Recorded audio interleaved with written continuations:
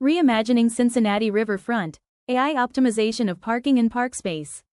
TestFit AI-assisted urban public space planning.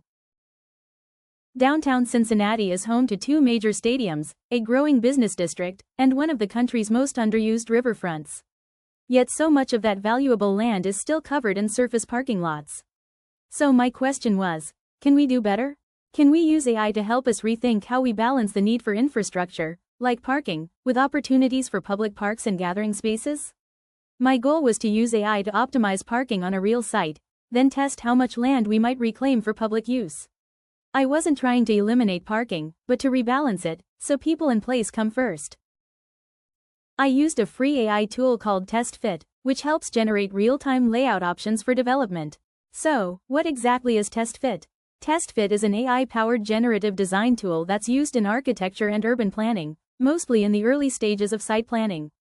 Instead of drawing by hand or modeling manually, you input basic parameters, like the size of your site, how many parking stalls you need, how wide your drive aisles are, and TestFit instantly generates layout options based on those rules.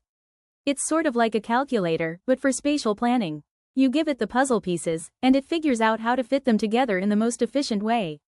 In my case, I used TestFit to design a surface parking layout for a real site in downtown Cincinnati.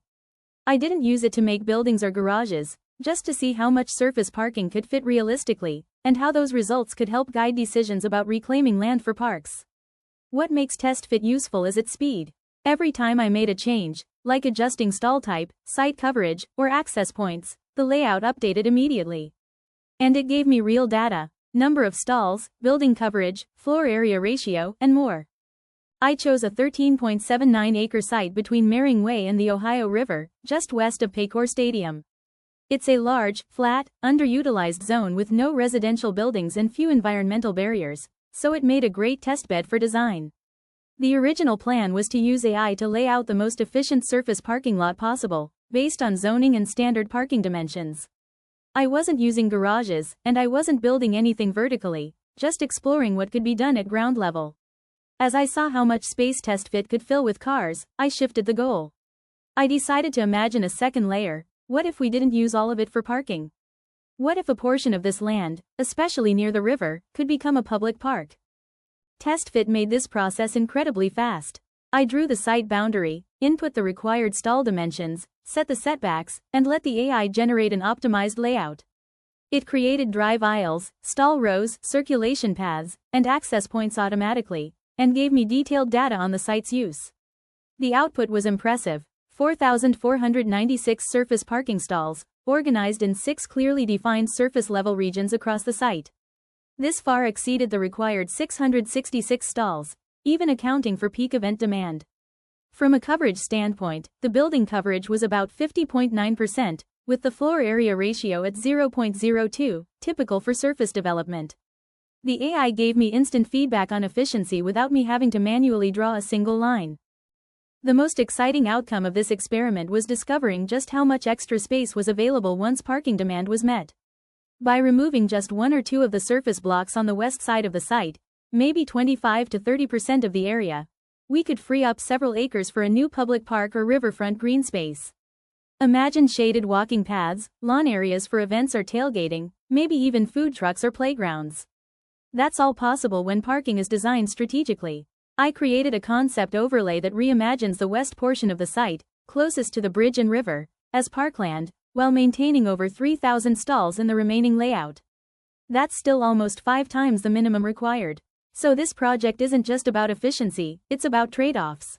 AI helped me measure the cost of converting land to public space, which is an incredibly valuable tool for urban designers. There are a few things I learned from this process.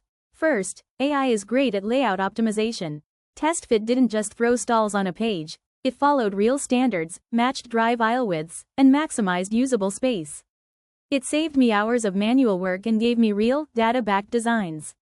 But it also has limits. TestFit can't simulate pedestrians, can't analyze shade, can't visualize public programs like splash pads or trails. It knows parking, but it doesn't know people. That's where we come in. Designers need to read between the lines. I had to manually layer in the park, because the tool couldn't propose it for me. But the fact that I had all the spatial data and coverage metrics gave me confidence in making those choices. Second, I realized that AI doesn't make the decisions for us, it just makes the possibilities clearer. It's a partner, not a replacement. It shows us what could be, and it's up to us to decide what should be. Finally, this project reminded me that even a simple surface lot can be the starting point for a much bigger conversation about public space, sustainability, and urban equity. If we're going to reimagine our cities, we need tools that move fast, but we also need to stay thoughtful about what we prioritize. A way this could be taken a step further is by refining the park design in Illustrator or SketchUp. I could also do a climate analysis to see where shade would be most useful or where trees could help with heat mitigation. But even at this stage, this project showed me how powerful it is to combine AI-driven logic with human-centered design goals. And that's something I'll take with me into every future project.